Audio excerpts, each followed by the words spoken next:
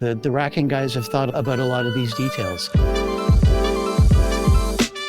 Today we're at Conestoga College. It's a fixed system that Polar Racking supplied 6-7 years ago now. We did the foundation design, we did the racking design. We had amazing partners to do the installation, and we're very proud that back in the day we made it agricultural friendly and livestock friendly, and today we're harvesting those forward-thinking designs and mindset that we had a few years ago, and we're very happy to see livestock grazing here.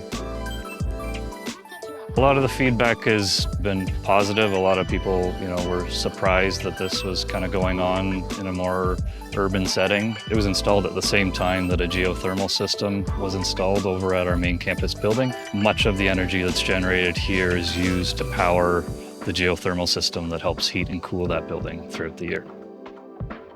Anywhere sheep are grazing, you're going to get improvement in the soil just because they're trimming the grass, they're adding organic matter. Specifically with the solar panels, the shade effect through the summer makes a really big difference. In August, we were here last year, and it was 32 degrees out. I was really worried about how the sheep were going to fare and whether they'd be comfortable. Well, they can lie down under the panels because the soil is always much cooler out of the sun.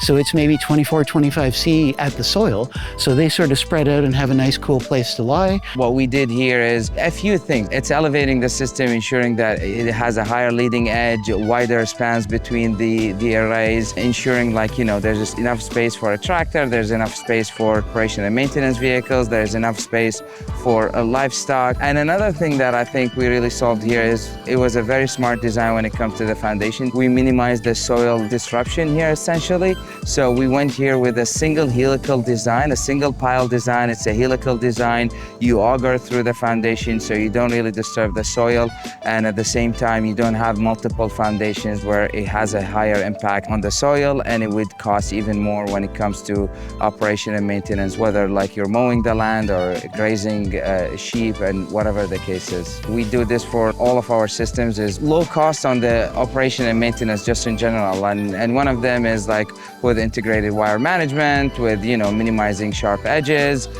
making sure you design the system up to the code, whether it's a wind loads, snow loads, galvanization, all of that kind of stuff, just to make sure your system is resilient and it withstands all the weather conditions and over the next 25, 35 years, whatever the design life of the product is.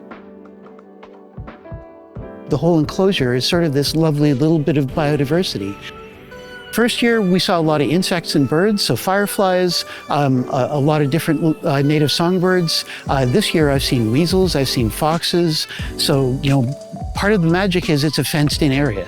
So the animals are safe from their bigger predators. So the guys that are small enough to get through the fence can make quite a nice living in this enclosure. There's songbirds that nest in the racking. It's pretty impressive. And as the sheep go through, unlike a lawnmower, they're not disturbing any of that. They can quietly move through and trim the grass without kind of resetting the ecology back to zero again. We're letting things regrow naturally. Things might not look like a cleanly manicured lawn, so to speak, but that's the point. It allows for a habitat for broader species of insects or birds or other wildlife. The system like this, it demonstrates we can coexist. A solar project where it can generate revenue for the local community and reduces electricity costs, and then at the same time an agricultural ecosystem can benefit from that, whether you're doing grazing or you even maybe growing some crops underneath. We need to coexist because at the end of the day, this is the direction we're going. Cleaner energy, more environmentally friendly solutions, and obviously we want to make sure our crops and livestock are healthy and they keep having local support and local supplies to the grocery stores and wherever it goes. As a livestock farmer, I would absolutely endorse this. I'd like panels for my pasture. We have 20 acres of open field, and it would be lovely to have some shade and that generated electricity at the same time. It seems like a no-brainer.